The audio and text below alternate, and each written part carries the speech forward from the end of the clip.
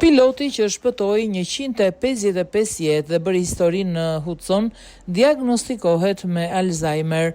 Piloti heroik që arriti të ulë në mënyrë të sigurt një Airbus me këtë paktën 150 pasagjerë në bord, i cili kishte humbur të 2 motorët në lumin Hudson në New York, është diagnostikuar me sëmundjen e Alzheimerit. Chesley Sullenberger njoftoi në faqen e tij personale të internetit se ishte diagnostikuar me sëmundjen e cila është në hapat e saj tërshme për momentin.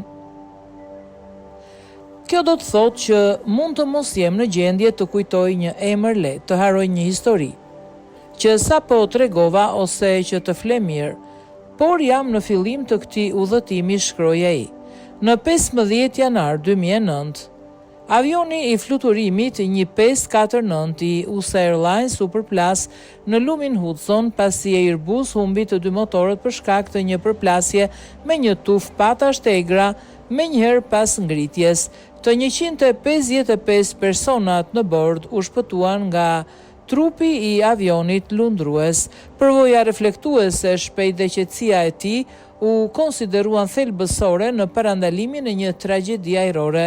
Ish piloti i forcave ajrore amerikane me origjinë nga Kalifornia tha në një postim në faqen e tij të internetit të martën se diagnoza e Alzheimerit e vuri në pikpyetje kuptimin e shërbimit dhe se ai arriti në përfundimin se zgjidhja është të flasim hapur për sëmundjen.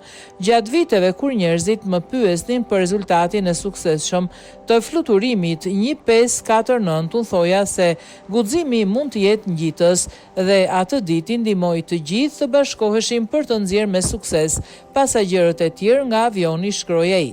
Tani na duhet ai guxim për të luftuar këtë sëmundje. Tani unë i përkas një komuniteti më të gjerë, më shumë prej jush dhe të gjithë do të tregojmë guxim së bashku, vijoi mëtej ai. Piloti kishte 40 vjet, përvoj fluturimi përpara fluturimit 1549. Ai u tërhoq nga detyra aktive si pilot një vit më vonë, në vitin 2010 dhe vazhdon të mbrojë sigurinë e aviacionit. Në vitin 2016 ulja historike e detyruar u soll në ekranin e madh të një filmi të titulluar Sully me protagonist Tom Hanks.